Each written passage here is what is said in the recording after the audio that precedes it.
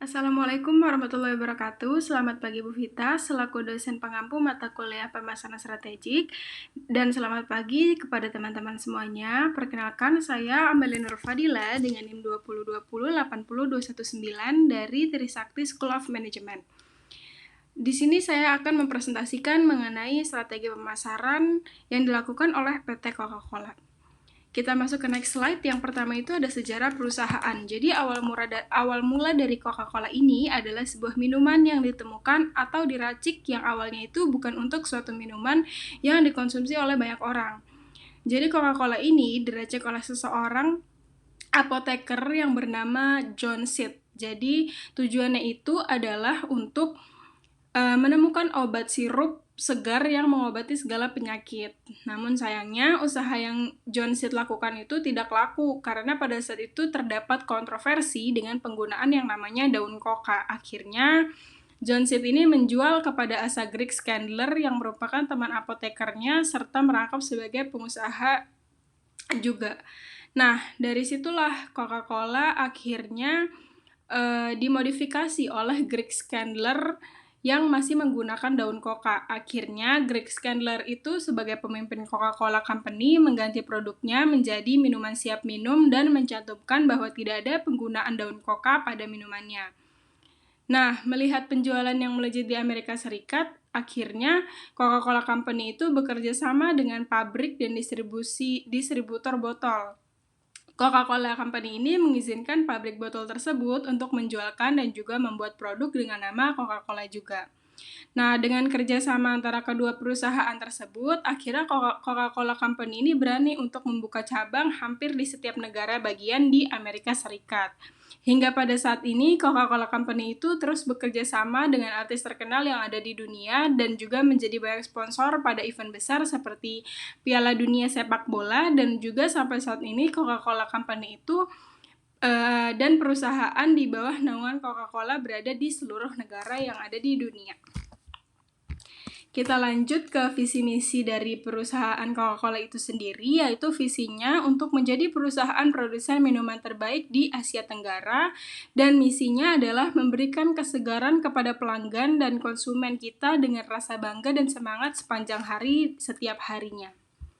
Nah, di sini bisa dilihat struktur perusahaannya dari yang paling atas yaitu General Manager, kemudian ada Composite Office, ada Corporate Office Officer, terus ada Secretary to CM dan sebagainya, bisa dilihat di gambar ini. Kemudian kita masuk ke nilai-nilai perusahaan. Jadi nilai-nilai perusahaannya itu ada 7. Yang pertama ada sumber daya manusia. Coca-Cola ini mengembangkan sumber daya manusia, menghargai prestasi, serta menikmati apa yang kita lakukan. Kemudian yang kedua itu ada pelanggan.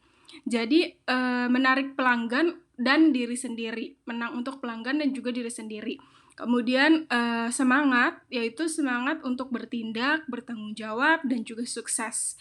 Kemudian inovasi, Coca-Cola itu selalu mencari yang lebih baik. Kemudian keunggulan, yaitu senantiasa melakukan pekerjaan yang terbaik. Kemudian ada warga negara yang baik, yaitu melakukan hal yang benar dari perusahaan, masyarakat, dan sesama kita itu diharuskan untuk memelihara nilai-nilai. Kemudian yang terakhir adalah perusahaan dengan selalu mempertahankan standar dalam berperilakunya. Kemudian kita masuk ke analisa SWOT dari perusahaan Coca-Cola. Yang pertama itu ada strength atau kekuatan. Di sini Coca-Cola itu melakukan riset and development secara internal, kemudian SDM-nya terlatih, terus harga produk yang kompetitif, keadaan distribusi dan pangsa pasar, kemudian harga produk yang kompetitif dan SDM yang besar dan terlatih, kemudian sebagai inovator dalam industri soft drink dan juga strategi pemasaran yang baik. Kemudian untuk kelemahannya, inovasi dan ekspansi yang lambat dalam mengatasi pesaing dan memenuhi keinginan pasar. Kemudian sebagai perusahaan beverage memiliki kontrak eksklusif kepada Pepsi Company. Kemudian ketersediaan bahan baku, kemudian Coca-Cola itu hanya berbasis pada kategori minuman dan belum merambah ke sektor lain. Dan yang terakhir untuk kelemahannya adalah biaya produksi yang tinggi. Next slide, kita akan membahas tentang ancaman dan juga peluang dari PT Coca-Cola itu sendiri. Opportunities-nya yaitu kestabilan struktur harga dan perkembangan produk, bahan pendukung utama produk Coca-Cola dapat diganti dengan produk yang lain, kemudian respon terhadap promosi, pertumbuhan iklan di internet karena penggunaan internet itu telah meningkat, dan yang terakhir itu kerjasama dengan berbagai pihak, seperti yang sudah dijelaskan tadi sebelumnya. Kemudian ada threats atau ancaman, yaitu tingginya harga bahan mentah, adanya banyak minuman substitusi atau pengganti dari produk minuman yang lain, seperti ada Pepsi, kemudian ada Sprite, seperti itu ya. Terus ada inovasi Amerika Serikat ke Irak yang mempengaruhi penjualan Coca-Cola, kemudian peningkatan biaya per unit akibat keterbatasan bahan baku, dan yang terakhir di beberapa negara seperti India itu melarang penjualan Coca-Cola. Next slide, kita akan bahas mengenai strategi pemasaran apa aja sih yang digunain sama PT Coca-Cola itu sendiri. Jadi, strategi pemasaran itu yang pertama adalah sebelum Coca-Cola itu menjadi brand sebesar sekarang, dulu tuh mereka udah melakukan strategi pemasaran yang namanya itu word of mouth.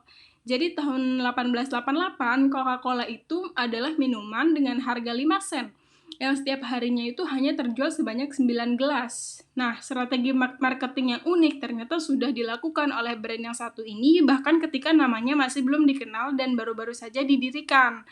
Setelah melihat performanya, ternyata pemilik yang bernama Asa Candler itu memberikan kupon kepada para pelanggan untuk bisa ditukar dengan sirup sebagai stok minuman mereka.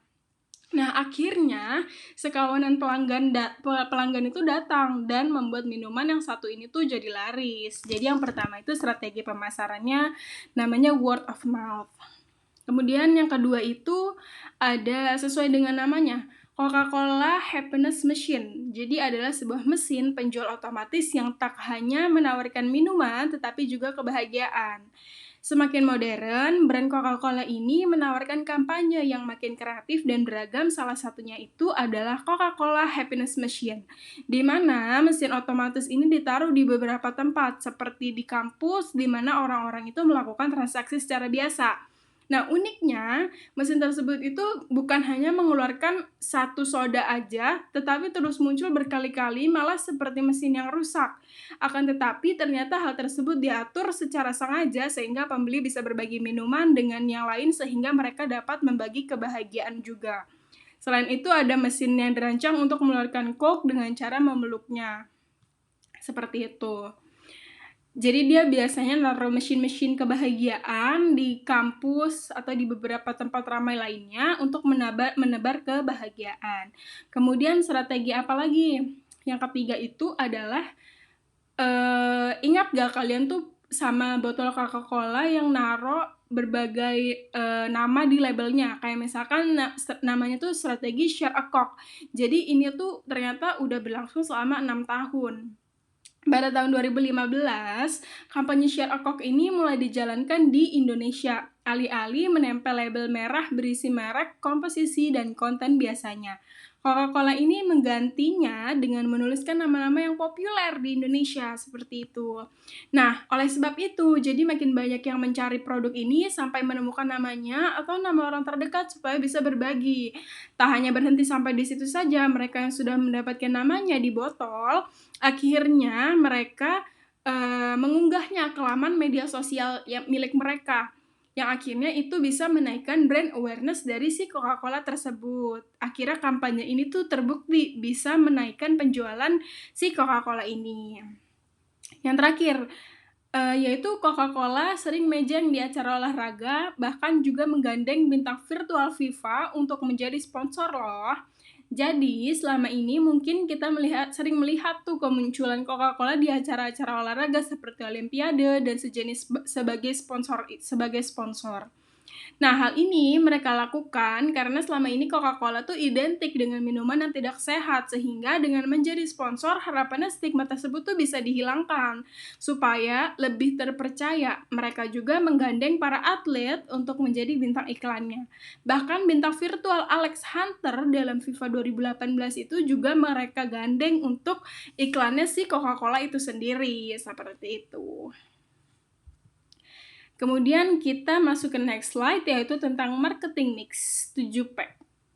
Yang pertama itu kita masuk ke produk ya. Produknya Coca-Cola itu dia menawarkan produk-produk yang inovatif dan juga beragam. Inilah yang membuat Coca-Cola itu terus dapat menarik minat konsumen dan memenangkan produk mereka ke pasar dunia. Di mana mereka itu selalu memberikan pengalaman yang unik dan juga menyenangkan bagi konsumen melalui produk-produk mereka. Kemudian yang kedua itu ada price. Nah, harga yang Coca-Cola tawarkan itu sangat terjangkau dan juga kompetitif di pasaran.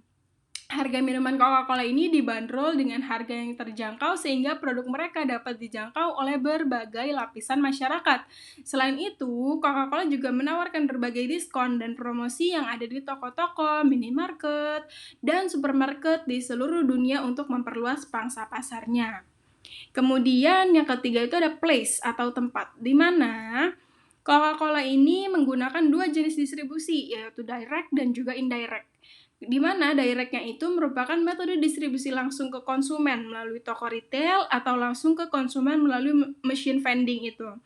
Sementara indirect distribution itu dilakukan melalui saluran distribusi yang lebih panjang seperti distributor ataupun grosir, kemudian baru ke pengecer atau pedagang kecil sebelum akhirnya sampai ke tangan konsumen itu sendiri. Jadi Coca-Cola itu juga sangat memperhatikan tempat penjualan produk mereka, baik di toko besar, minimarket, atau bahkan di warung-warung kecil. Kemudian yang keempat itu ada promotion. Salah satu kampanye mereka yang terkenal itu adalah kampanye yang namanya Recycle Me, di mana Coca-Cola itu memberi pesan Recycle Me tersebut di setiap label kemasan dari semua brand dan juga produknya. Pesan ini tuh bertujuan untuk menghimbau para konsumen agar dapat mendaur ulang botol plastik PET dan kaleng bekas pakai mereka. Kampanye yang melibatkan konsumen ini menjadi visi Coca-Cola dalam menciptakan World Without Waste dengan target Zero Waste pada tahun 2030. Kemudian kita lanjut ke people. Jadi, di Coca-Cola ini memiliki tim pemasaran yang sangat berbakat yang selalu berupaya membangun citra positif merek Coca-Cola itu sendiri dengan berbagai strategi pemasaran yang unik dan juga inovatif. Nah, tim pemasaran ini juga telah menciptakan berbagai kampanye kreatif untuk mempromosikan produk mereka sehingga produk mereka sangat dikenal dan disukai oleh banyak kalangan. Kemudian masuk ke yang keenam yaitu proses. Jadi dalam hal produksi, Coca-Cola itu terus membangun fasilitas produksi yang modern di seluruh dunia untuk memastikan bahwa produk mereka itu selalu tersedia di pasaran. Kemudian perusahaan Coca-Cola ini juga menggunakan jaringan distributor dan grosir untuk mengirimkan produk mereka ke toko-toko dan outlet-outlet di seluruh dunia. Nah, dengan menggunakan sistem manajemen rantai pasokan yang efektif, infrastruktur distribusi yang kuat, kampanye iklan yang terkoordinasi dengan baik, Coca-Cola itu telah mengembangkan proses yang efisien untuk memastikan keberhasilan pemasaran mereka di pasar global. Nah, yang terakhir ada physical evidence atau bukti fisik dari perusahaan, di mana hal ini Coca-Cola sangat memperhatikan kualitas dari physical evidence yang mereka hadirkan. Botol kemasan Coca-Cola yang berbentuk unik dan ikonik menjadi bukti fisik perusahaan yang sangat mudah dikenali. Kemudian yang terakhir kita masuk ke kesimpulan dari semua PPT yang tadi sudah saya jelaskan, yaitu dalam memenangkan pasar, strategi marketing itu merupakan sebuah kunci kesuksesan bagi perusahaan. Nah, Coca-Cola ini telah menerapkan strategi ini dengan sangat efektif, terutama dalam hal produk, harga, tempat, dan juga promosi.